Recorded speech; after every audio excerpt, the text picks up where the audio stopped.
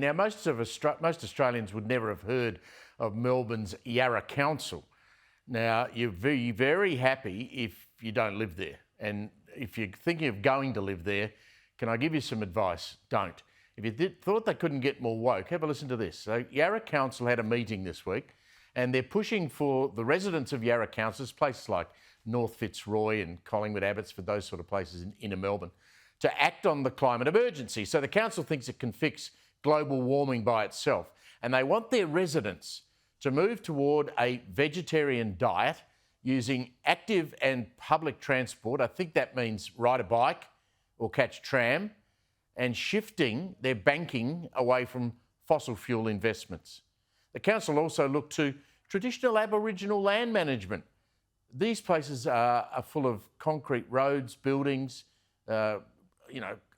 cheap public housing. They want to use management practices by Indigenous Australians to, and I don't know what this means, decolonise the urban landscape. I'm not making it up. Let's bring in tonight's panel. Joining me is Stepmate Studios founder Mark Nicholson. He joins Mark Kenny on a regular basis, plus Daily Telegraph journalist Tim Blair. Tim, you ever been to Yarra Council area, mate? Mate, I used to live in Yarra Council for quite a long time, various places in Collingwood, Richmond, North Fitzroy. Then I decolonised myself from the area. But this is fascinating. If they are legitimately talking about introducing Aboriginal land practices, well, maybe that's a good thing for that area. I mean, maybe we'll see some backburning. That wouldn't go down too well with people who've got their $2 million properties in the area. It's not a cheap place to live these days. No, it isn't. Mark, you are in Melbourne. You would travel through that part of the city. I was there last week. I had to drop someone off in Smith Street, Collingwood. The joint's covered in graffiti, mate. It looks like a dump. Yeah, mate. Yeah. Well, you've rattled me, Steve.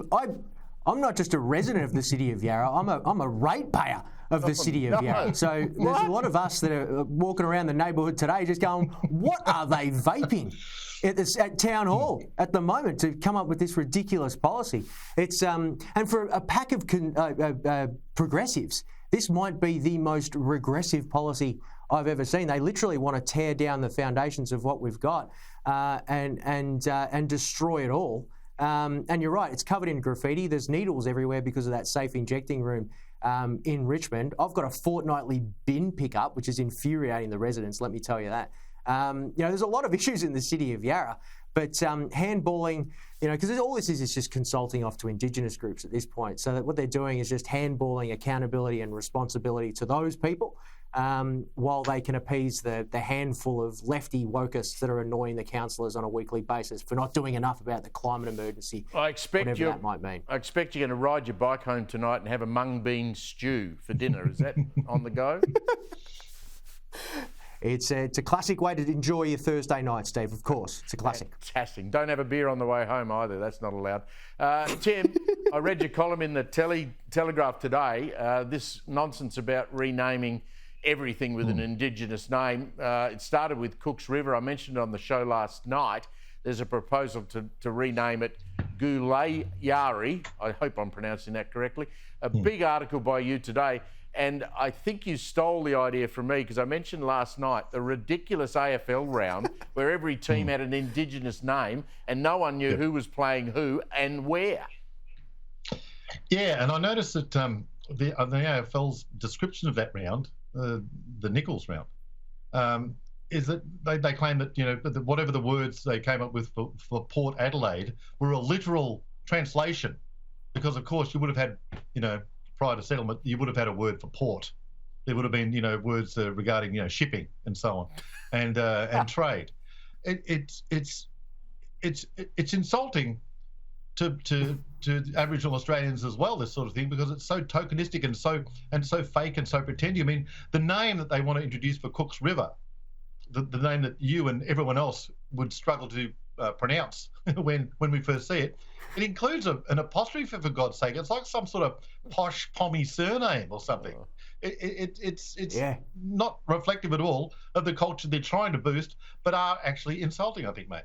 And look, I had the pleasure when I was a young reporter in South Australia. I went and interviewed Sir Doug Nicholls because he became the governor of South Australia. He had a little silver making workshop in the back of Government House. He was the nicest bloke you could ever meet, champion footballer, and was never whinging about anything to do with the fact that his life had been dreadful. There he was in Government House, all dressed up, having a wonderful time.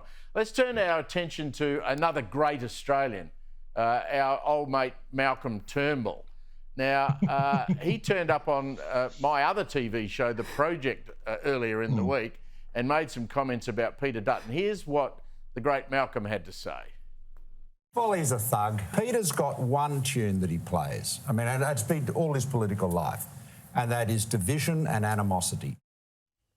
Now, if you're called a thug, you'd think you'd fight back, but Peter Dutton, who's turned into a nice bloke now, I don't know if that's going to help him in the election or not, he went on 2GB with our old mate Ray Hadley. Here's what he had to say about Mr Turnbull. I just think people can see through it, and I wish him the best. I think he diminishes himself by making these comments. Malcolm's got an axe to grind. I think it's sad. Mark, has Malcolm ever featured in your cartoon series?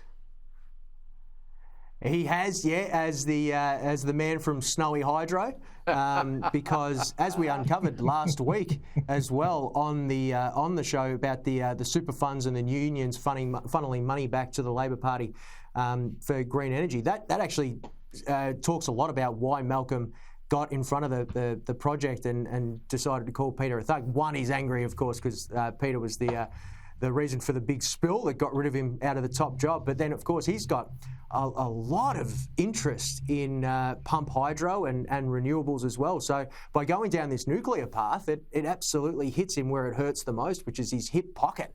But yeah, this is just real catty and petty sort of discourse from Malcolm Turnbull. It's very odd because Peter Dutton, he doesn't seem like a thug. Even his response wasn't a thug. He's like a copper.